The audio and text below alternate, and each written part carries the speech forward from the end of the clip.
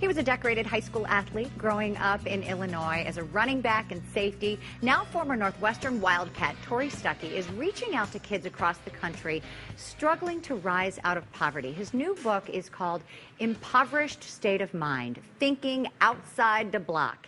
And it's being used by schools and youth programs throughout the Chicago area. I read this book, and I'm telling you, we should give it out to every young person in Chicago City or suburbs. It just is so powerful.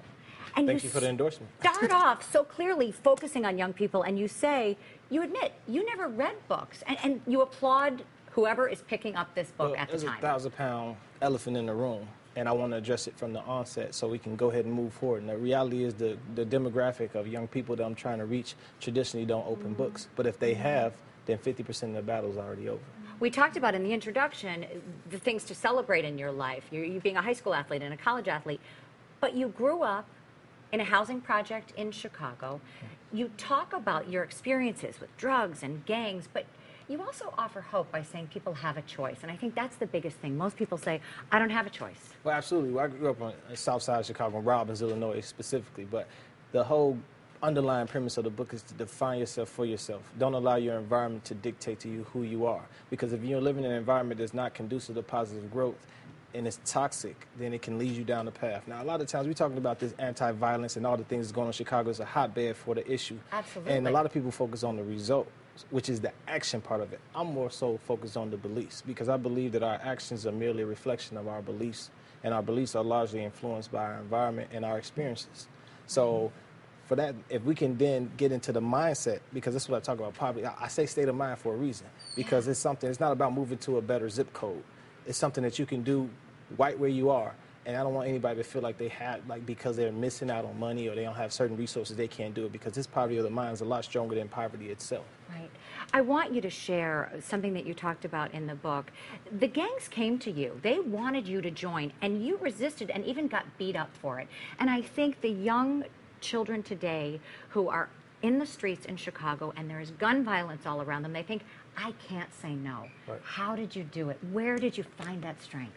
Well, I mean, again, I feel fortunate in the fact that I had a mother, and she was there, and she let me know from day one that she would risk her own life to keep me safe. I wish I can say that a lot of the young people have the same mother out there like that, and I think they would be in a better situation. But that was really it for me. My mother said don't be involved in gangs, and she, she even got wind of me or my brother being out there on the street. She would go out there and she would stand out there and she would get into arguments with some of the gangbangers on the street. So for fear of my mother's safety, I made sure that I kind of stayed clear of what was going on. Right, but that also had to come from inside you as well. I mean, there were some negative influences in your life. Your father, as much as you loved him, was a crack addict, and right.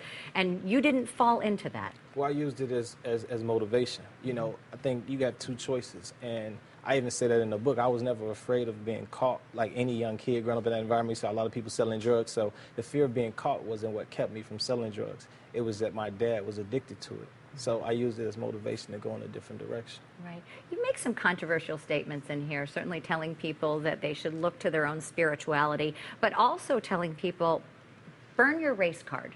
Right. What do you mean by that? Well, I don't want to make the assumption, or want anybody to be under the assumption that, we live in a post-racial America, because I don't believe that. But I also believe that it's a slippery slope to start pointing the finger and saying that's racial. And I'm very, very particular about what I will deem as that. I will rule out everything else before I even go there, because again, it's a slippery slope that'll keep you saying, well, the man is keeping me down, or this person is keeping me down, and that's preventing me. Well, I'm more focused on people succeeding, and that's something that would hinder them. So I'm trying to get all the hindrances out the way. I think sports also was a great source of strength and success for you. I mean, captain of the football team at Northwestern, played so well there, played in high school. Do you encourage other young people to try to use athletics as a way to lift themselves up? Absolutely, but I think the best part of my story, though, is the fact that I did make it in the NFL. And I had a lot of time to reflect after and figure out what I wanted to do. And I really just started off journaling, and that's what grew this passion for writing. And I was working at a homeless shelter for teenagers at the time when that was going on, and I was trying to reach them. And I was only 22 at the time, and some of the oldest youth were 21. So you're talking about maybe a year or month separating us in age, but our mindset could have been separated in light years.